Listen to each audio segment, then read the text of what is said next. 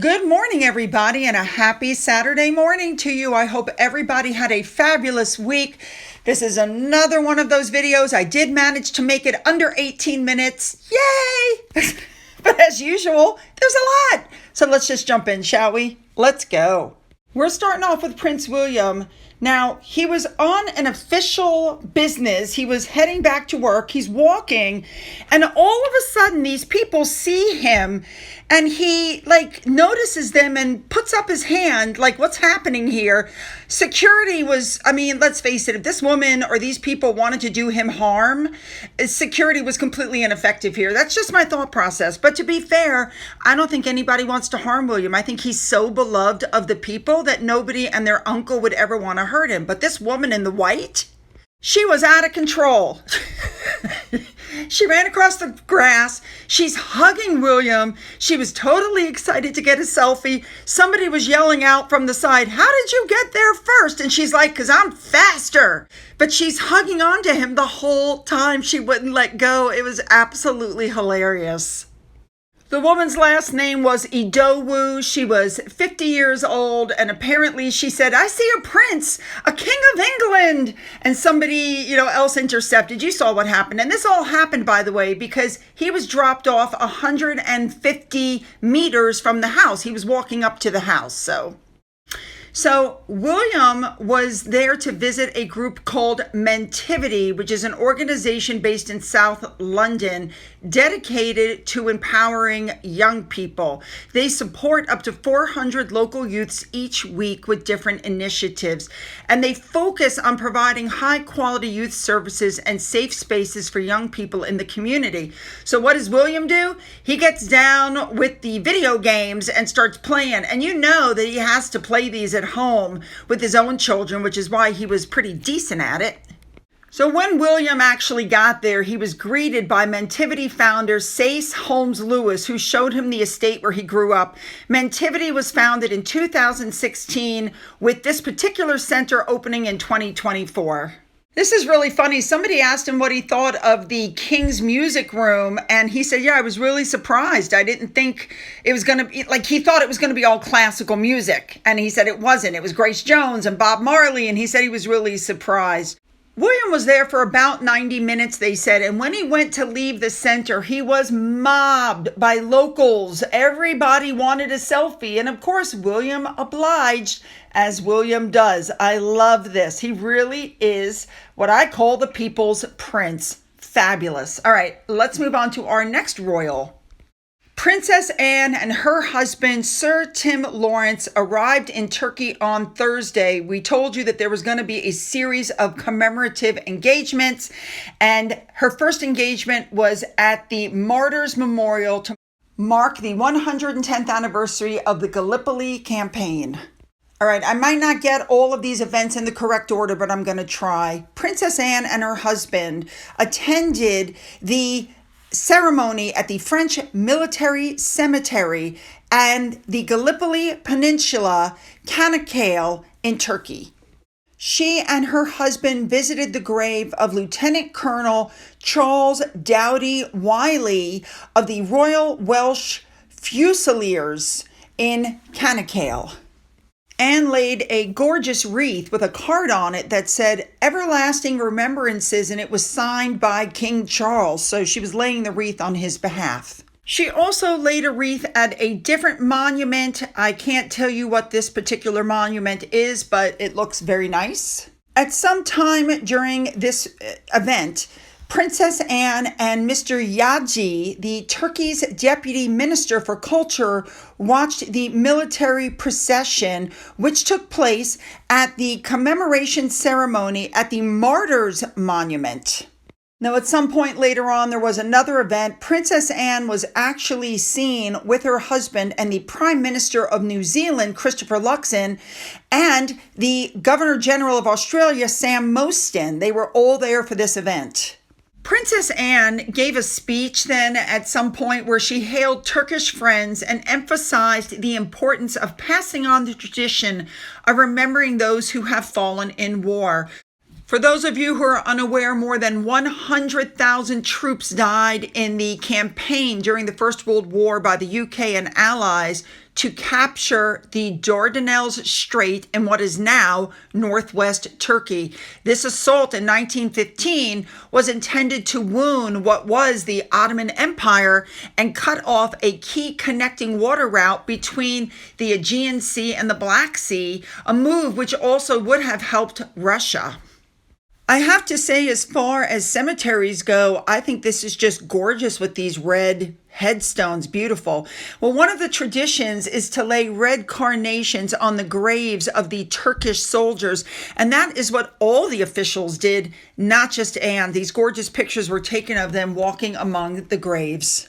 Princess Anne is absolutely the right person for all of these events. Remember, she is president of the Commonwealth Graves Commission, and the person that I showed you earlier whose grave she visited, Lieutenant Colonel Charles Doughty Wiley, he was posthumously awarded the Victorian Cross for services at Gallipoli. You should also know that the message that she gave, the speech she gave, was said on, quote, behalf of the king. So everything she's doing is on behalf of her brother. Oh, I just love her. All right, it's time to move on to what went on after she was done with this particular engagement. All right, next up, I'm sure I'm going to say this wrong, but Anne and her husband did a tour of Settlebire Castle, and that also took place in the Gallipoli Peninsula in Turkey. Now, I believe it was the same day, just later on in the day, that Princess Anne and her husband attended the commander's reception, which was hosted by Jill Morris, who is the ambassador to the Republic of Turkey. This took place at a hotel.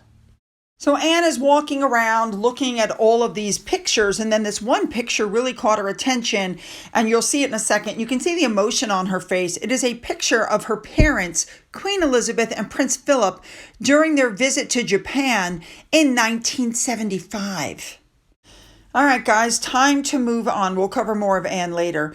Really quickly, Fiona Clare, Queen Camilla's favorite fashion brand, installed their new royal warrant at their studio. Looking good.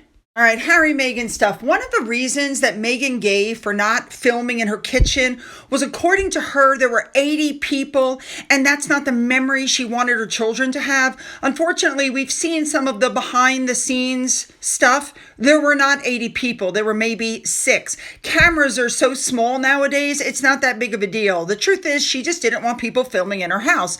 I don't know why she just can't admit that. And also, people are talking about the fact that she essentially copied Princess Catherine again. And once again, I have to point out to you, she's wearing beige. Remember beige, the color that the royal family forced her to wear. She wasn't allowed to wear color because she had to blend in. I mean, every time she wears an outfit like this, she shows what a liar she is. Now, we already knew, we've discussed before, the fact that Harry has become the spare in his marriage. Everything is about Meghan, Meghan's show, Meghan's podcast, Meghan this, Meghan that. No Harry anywhere. Now, I showed you this video already that clearly shows that Meghan is not interested in Harry. Meghan gets out of the car. She goes to hug somebody who, by the way, is a staff member of hers, just so you know. She doesn't introduce Harry. She turns and just walks away from Harry and leaves Harry trailing behind. And then as an afterthought, she turns around to make sure that Harry is behind her. FYI, here it is from a wider angle. Watch Harry. He puts out his hand. Oops, denied. He puts his hands, he fiddles with his jacket, he puts his hands behind his back, then he puts his hand out for Meghan to grab, and Meghan, he realizes, is paying him no attention, so he just puts his hand down and walks in. Oh my God. All right. Then some pictures came out from inside, and we knew Meghan had to show skin because that's who she is, and we realized she did it because she's wearing one of these shirts where her arms are completely bare. So they didn't go home because, don't forget, Archie's about to lose a tooth. No, they stayed in New York, to unveil a memorial, which, by the way, will only be there for 24 hours. Supposedly through Archwell, the installation is titled Lost Screen Memorial, and this took place on Wednesday, March 23rd. So if you want to go see it, it's probably gone by now. It has 50 large illuminated smartphone lock screens, which have a picture of a child who was lost, they claim, due to the harmful effects of social media. They're completely forgetting about the fact that some of these children died from drug abuse. That is not a social media issue. That is a social issue. So Harry and Meghan have used other people's children for photo ops. They're hugging them and trying to make it look like they're all, oh my God, that kind of thing. They also talked about the Archwell Foundation Parent Network. Now remember, I've already told you the Parent Network was already there. What Harry and Meghan did essentially was they opened up a chat room. That was really all they did. But more interestingly enough, the BBC was there to do an interview with the two of them. I want you to hear what they had to say. So the interviewer says to Harry, tell me, what would you say to parents who have children who are trying to navigate social media right now? Well, the easiest thing to say is to keep your kids away from social media. The sad reality is that the kids that aren't on social media normally get bullied at school because they can't be part of the same conversations as everybody else. Life is better off of social media. I say that as a parent, and I say that as someone who has spoken to many of the kids here tonight who aren't on social media because they've lost a brother or a sister to social media. But clearly enough is not being done. Now, next up, they asked Meghan, and here's what she had to say. And I think for those who do choose to be online and to be in social media as adults as well, that we get to set the example and really put as much good and joy into the world as we can. It's like that old quote, darkness cannot drive out darkness, only light can do that. And I think in many ways what we see through these parents is the hope and the promise of something better, because every single one of them in their resilience is an example, as they will say, their mouths, if you're able to speak to any of them directly, they just want to make sure this doesn't happen to anyone else. And all I have to say to that is until the two of them reach out and do something about the Sussex Squad and the online abuse of their fan base, the two of them need to stop talking about online abuse and online bullying. They are well aware of what the Sussex Squad does. Now, believe it or not, James Holt was there. He probably flew in on the private jet with them and gave his little speech, whatever. I have to tell you guys that both of my children had social media. I also had the passwords to both of their social media accounts, and I was able to monitor and watch everything they were doing online because I never wanted to be my kid's friend. I wanted to be my kid's parent. And if you are watching what they're doing and you're keeping up with your kid, you're not just going, oh, I raised a great kid and I'm not going to have to pay them any attention and let them run amok. You know what I mean? Parents that are more involved in their kids' lives, this doesn't usually happen, in my opinion. All right, I want to end with this because I thought this was interesting. Don't forget that on one of Meghan's podcasts, she told everybody that if you need it, you should ask for help. And, if you have burnout, you should prioritize self-care. And everybody was like, are you kidding? You're a millionaire. What do you know about working women? It's easy for you to access therapy and have a cry, but most people have to keep on working. Not to mention, most people don't have a cook, a housekeeper, a nanny, a maid. They don't have that kind of help. So when she tells people she was burned out, people are like just shaking their heads going, are you really? You've got to be kidding. She's completely unrelatable. I agree. Oh my goodness. I'm reading your comments, you guys, so make them good. And don't forget about the link to my second channel. It's down in the description box, along with a link to my father's book, which is still up for sale. Everything's down in the description box. And if you've donated to my coffee fund, thank you so much. And as always, you guys, have a great day.